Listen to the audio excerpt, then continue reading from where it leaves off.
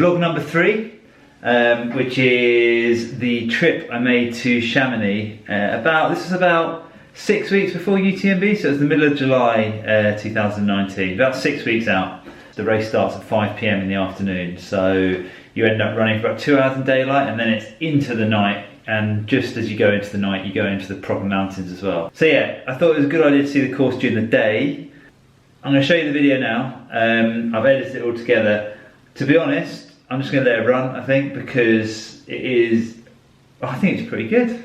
Like, even though I say it myself, this is the one thing that I did that I'm quite proud of. So yeah, this is the Chamonix recce, 6 weeks before race day, getting ready for UTMB.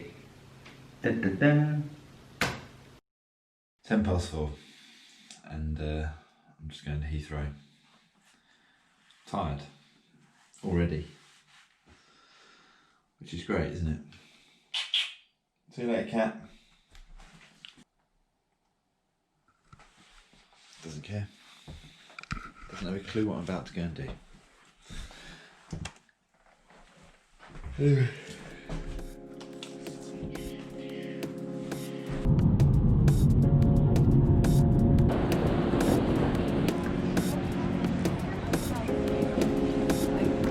Checked in. Made it through security.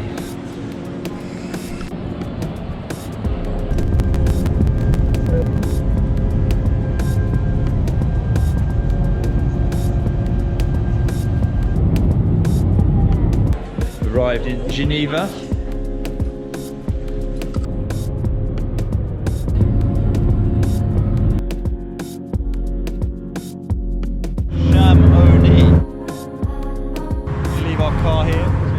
We don't want to pay for it, and 15 minutes we start moving in the mountains.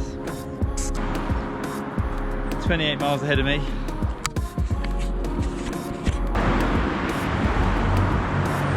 We are going up there.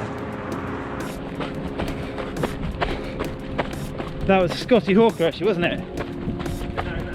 It was, 100%. Scotty Hawker just gave me a nod. That's the first big climb. Just made it to the top of the Col de Vosa.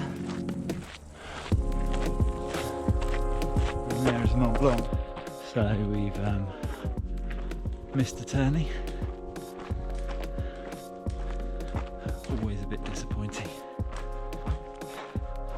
especially when you missed it going downhill. So now you have to go back uphill. Matt is raging.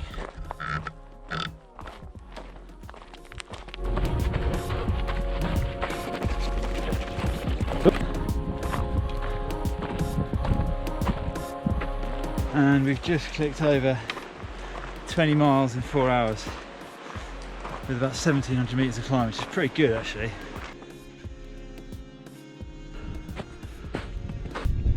The Refugio is coming into view. So how was that? I'm not gonna lie, that was solid.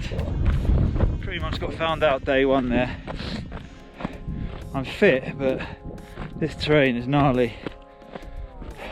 And on the race, just a mere 73 to go.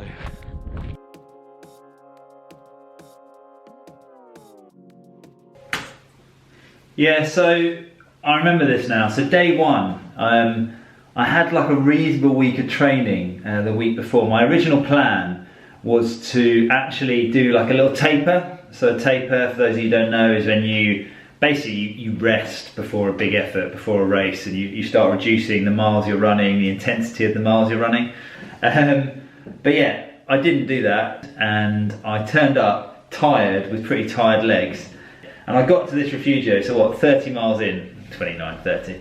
Like, you know, so less than a third of UTMB, and I was absolutely knackered. I remember walking down this little hill here that you can see on the video, thinking, oh my God, this is going to be a nightmare. But yeah, I had a good night's sleep.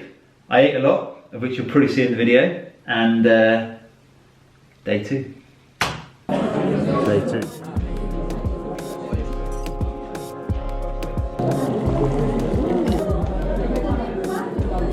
Snowed overnight.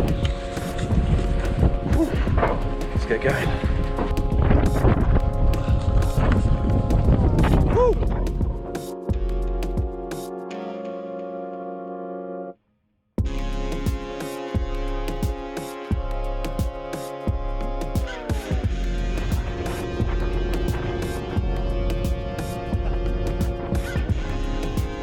Hey, that's snow up there.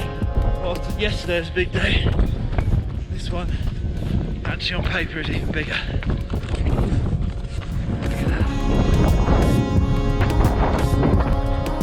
Okay, so we just climbed Col de Lycien, and now we're high, 2,500 meters. I mean, every single climb is epic, huge, hard.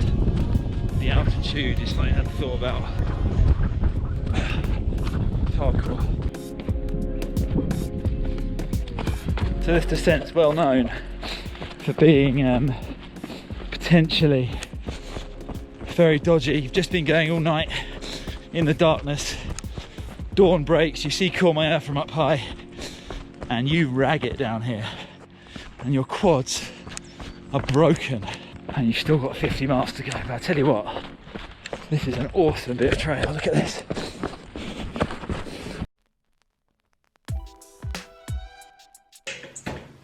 Yeah, so it's quite a short video really. Quite a lot happened that day, I remember. But basically, that part of the course, you come out of where we stayed the night at the Refugio. You drop down a bit, you come up a bit, you cross into Italy. And then you drop down into Courmayeur, which is actually the halfway point of the course. Well, it's just under halfway by a few miles, but really, like, mentally, it's halfway, and actually, most importantly, physically, and like I said there, like, physically, it's a real good marker to have when you do UTMB, to say, right, I need to get to Courmayeur with my legs intact.